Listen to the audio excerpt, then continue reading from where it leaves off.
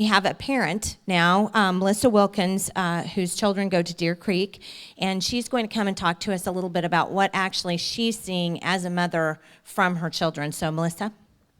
I'm excited to be here. I'm excited to be here and see a lot of faces because it gives me affirmation that I'm not in this alone. And I just want you guys to, if you walk away with anything, know that you're not alone in this. Things that you're experiencing are being experienced by many, many parents. Teachers are, like we've said many times, they're threatened. They're afraid to talk. They would love to tell you, and they will in private, as long as you swear that you're not going to release their name, because they're fearful for their jobs, and they have a family to raise as well. But I just wanted to give you just a little bit about what I have seen. I have a third grader, and I want to address a little bit more about RSA. A lot of people have been asking me a ton of questions. I am not an expert by any stretch of the imagination. I'm a mother of 4, and I just happened to come across some circumstances with my child and noticed some behavioral changes that really, really struck a chord with me. My daughter's name is Ashlyn. She's in the 3rd grade, and she is an excellent student. Never had her name on the board, behavioral, just great. Never called out for anything, straight A's, loves school, very social. I would just say basically the epitome of the little girl everybody dreamed of having, until she started the 3rd grade. And we started seeing just argumentative, combative, cranky, arguing with me about going to school, stomach aches. I didn't buy it from her. I'm like, Ashlyn, get up, get out of bed, get dressed. You're grounded. I'm sick of doing this. We're not going to do this every day. You're a great student. There's no reason why you shouldn't want to get up and go to school. You love school. What is wrong with you? We went through this over and over again. Now, keep in mind, I didn't know anything really not much at all about RSA or Common Core at the time. Mom with head in the sand, actually not head in the sand, just very busy. We're all busy and we don't have time to dig into this. We need to elect people. We need the people that we elect. We need to be able to trust that they're protecting our kids. We shouldn't be having to do this. We shouldn't be having to stand on these stages and take time away from my children who are at home right now doing their homework by themselves because I'm out here advocating for my kids because somebody is causing harm to them. Someone's hurting them. And so I'm mad. I'm fired up. If you can't tell, I shake. I get angry. So when the light really came on for me was Christmas break. I know that sounds kind of funny, but Christmas break, about the first 3 or 4 days of the break, we fought and we fought and we fought. Ashlyn was just keyed up, is what I call it. Just everything's just now, demanding, arguing. I'd fix her favorite dinner, but I don't want that tonight. I don't know really how to describe it other than combative and just frustrating. I noticed about 6 or 7 days into the break, my husband and I kind of had a conversation, and I said, when's the last time we had a meltdown with Ashlyn? Look at her. She's sitting in a chair reading a book that we didn't make her read. She's relaxed. Her shoulders are let down. I could ask her to come help me do the dishes. Sure, Mom. What was that? And a light kind of came on, and I thought, she's relaxing. She's been keyed up, and she's relaxing. And so, again, I didn't really correlate the two completely, but it just kind of gave me that little push to see, okay, what's going on at school? What's up? Is she hanging with some kids that are giving her a hard time? Is there something socially that's just not right? Through some conversations with her, I found out that there's this big test. This big test is coming, and if she doesn't pass this test, she doesn't get to go to the 4th grade. Really? That's funny. You've made straight A's your whole life. I've had your taking your AR assessment is at a 5th grade, 6th grade level. I've never been notified by the teacher that you've have any indication that you wouldn't pass a test. Why are you concerned about that? Why are you upset about that? Mom, it's really hard. And I'm just scared. I just know I'm scared. Okay, so I start digging a little bit, and I just start looking up things about what is this third grade. If they don't pass it in the third grade, they don't go what is that? She makes straight A's. What could that mean for her? What I found as I started peeling back and uncovering some of the talk that you hear on television, I started really digging into Janet Barisi, for instance. Some of the things that I just keep hearing over and over again. It's not one test on one day. It's not there are good cause exemptions. There's no reason to be alarmed. There's really no reason at all. If your children are, making straight A's, more than likely they're going to pass this test. Why would they be concerned? Surely they're reading on level. They're fine. What I didn't realize was that they are drilling these kids with practice tests. And what I didn't recognize is that anxiety is a real thing in a third grader. And when you're drilling them over and over and over and over and over, they catch on to the fact that this is a big deal. This isn't parents and teachers telling that child something that's making them stressed. This is a practice. And when you read the samples of the questions they're asking them, just to tie into development and what works and what doesn't, I have a passage. I went and picked up her portfolio, which, by the way, almost every third grade teacher in the state right now is building a portfolio. They're building a portfolio of these children's work because if they don't pass this reading exam, the portfolio is supposed to serve as evidence that the kid really can read, and so that way they can go on to fourth grade. I want you to ask this question to yourself, and then I want you to get on the phone with Janet Barisi, and until I get an answer to this question that I'm happy with, and I want you guys to demand this answer too. Why? If there is a portfolio on my child that has evidence enough to say that she can go on to the fourth grade if she fails that test, why in the heck did you spend millions of dollars to buy a test and make her sit in front of it for 2 hours to stress her to that point, to stress her teacher to that point? Why in the heck are we even doing this test? Portfolios are available. They're in the classroom. The teachers are having to put them together. Because if the child fails, they've got to have evidence ready to go so that the child can go on. That is data collection. There's only one reason that can be. They need the data. Why would you make a special needs child, a child with an IEP, why would you make them take this test? Because good cause exemption, when you're on a television screen and somebody says, oh no, there's all these good cause exemptions, what does that say to you? To me, I would think, as a citizen of the state, that means those children are exempt from taking that test. Because, I mean, that's a stressful thing, right? Like, you don't want a child with child that suffers from autism sitting in front of a test for 2 hours trying to work their way through that. Nope, that's not what it means, guys. Those good cause exemptions only kick in upon failure of the test. They have to take the test. It's about collecting the data. They need that data. They need the data to give the teacher an assessment, to give the school a grade, okay? Your school's not failing, but somebody needs your school to be failing. There's a reason why. Ask the questions. Ask the question why. Why are you going to give our school a failure, an automatic failing grade if only 95% of the kids give feedback? Why are you going to punish the school for that? Why are you going to punish the teacher for that? You need to ask why. We need answers. Push on them. Channel 4 is not going to push on them. We can sit on Facebook and we can post questions over and over and over again. A friend of mine sat on the Oklahoma State Department of Ed Facebook page, and we went back and forth with these people that are running that page, demanding answers. And you know what they say? Well, email us or call us.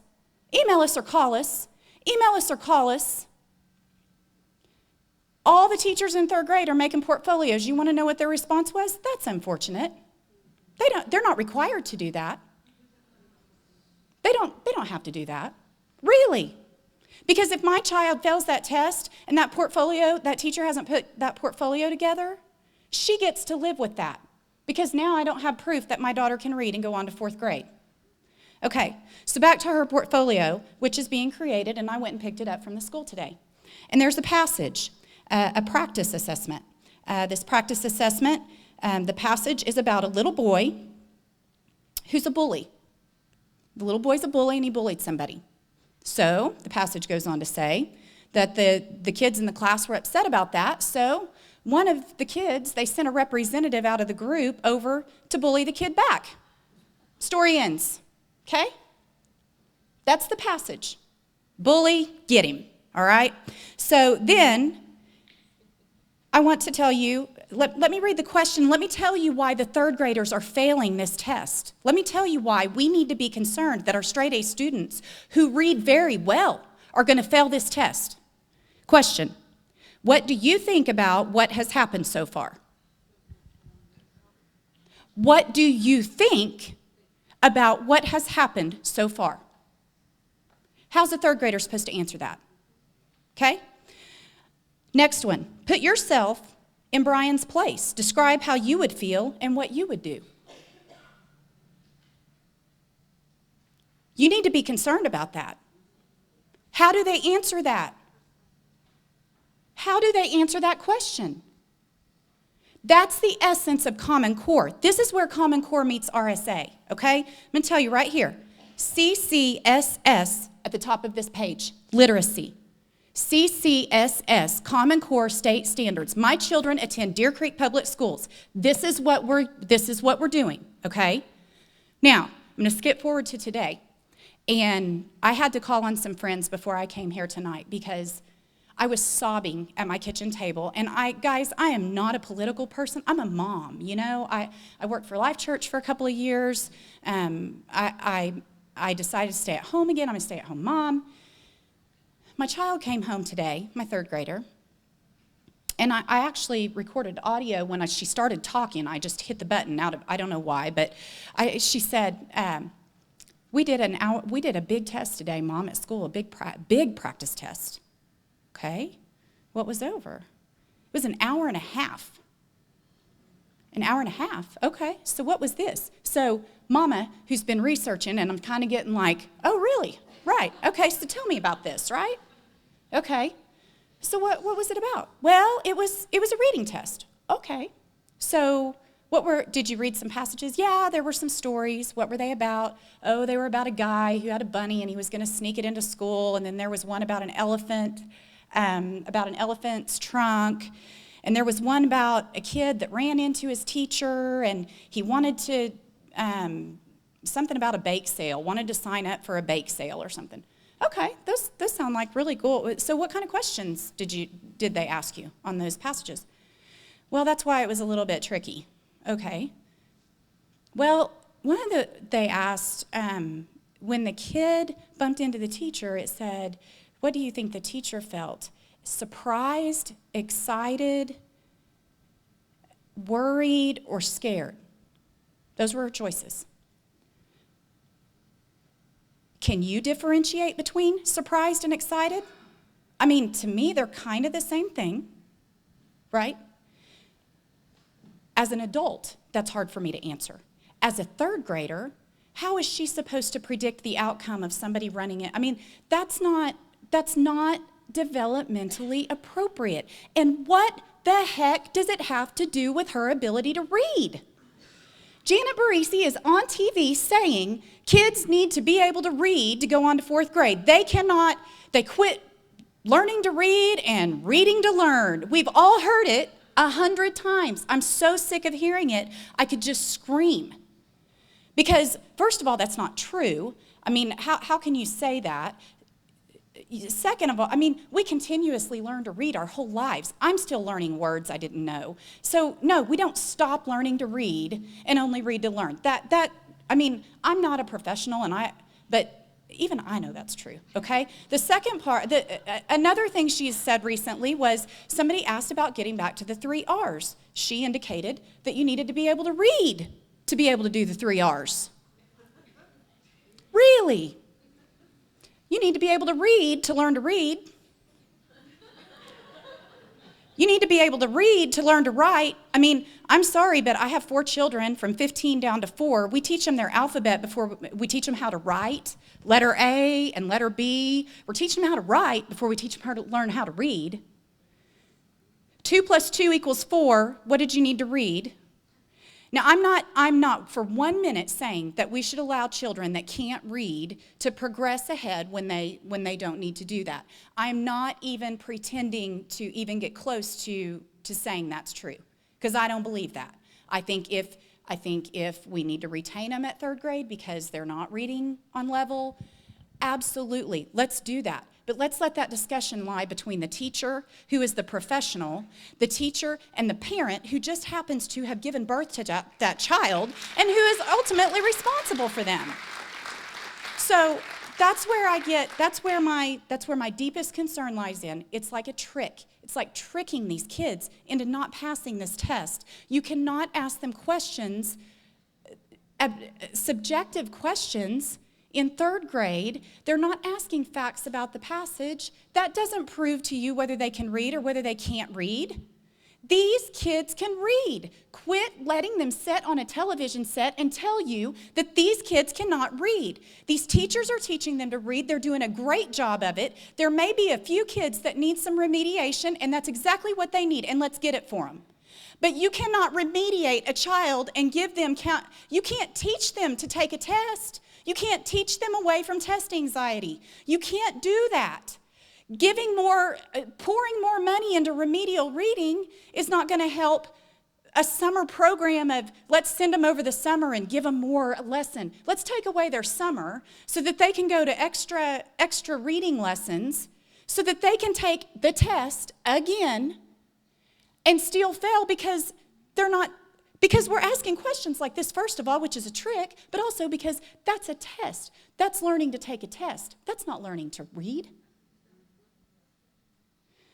So those are the questions that I urge you, I beg you, please don't listen to the garb that's being fed to you. My daughter is stressed because my daughter is being asked to do things that she's not developmentally ready to do. That is abusive. That is abusive. They are abusing my child. She's breaking out in hives, sweaty hands, not wanting to go to school, crying, sobbing. That's a stressed out kid. Don't punish your kids. Love on your kids. Understand that they are going through a painful process, that it's not their fault. Don't blame the principal. Don't blame the teacher. You support your teacher. You love your teacher. You understand that they're scared to death to lose their job. And you ask them, how can I support you? How can I help you? But your main concern is your children, and you need to protect them. We're going to have to kind of clean house. Mary Fallon, I'm sorry, I voted for her, and I apologize.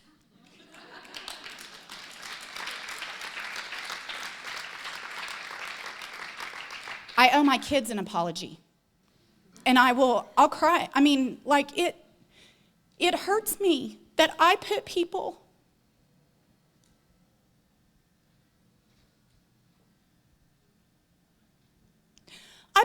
I helped put people in office that are turned around and they're hurting my kids. And they're hurting your kids. And kids don't deserve that. And we as parents can't spend hours doing this. We need to be able to raise our kids. Take them to church on the weekend. Let them play in the evening. We're spending hours on Reading Plus because if we're not on Reading Plus for 30 minutes in the evening, we don't get to attend the soda party because we don't have to get the soda party because we might fail this test and my teacher's got to do something. So she's forcing more reading in the evening. Ashlyn's now bringing home packets every week. Homework packet now. So they're sending home all the work they're not doing in class because they're doing test prep. Learning has stopped. It's all test prep. That's it. So I'm going to just, and I'll close in this, and because I could go on and on. This, you need to understand what we're seeing in third grade and those test questions, where it ties into Common Core, it's the same thing. More of that is coming. It's going to be in every grade level. The standards, when Ford stands up there on television and says, I'll stand shoulder to shoulder with every superintendent in this state as they choose the curriculum they want. Have you heard this one? He's on camera saying it, okay? Let me tell you something. Curriculum has to line with the standard, okay? You can't take a standard and not have curriculum aligned so that standard can be accomplished, okay? And then they're going to bring in the tests. The tests are very expensive, very expensive. So right now, we don't have the budget to purchase them. We don't know where that's going to come from. Those are more questions you need to be asking, okay? But the tests are coming. And your children will, in essence, eventually be tested constantly. They will be on a computer, and data will be pulled from that constantly. That's how this works.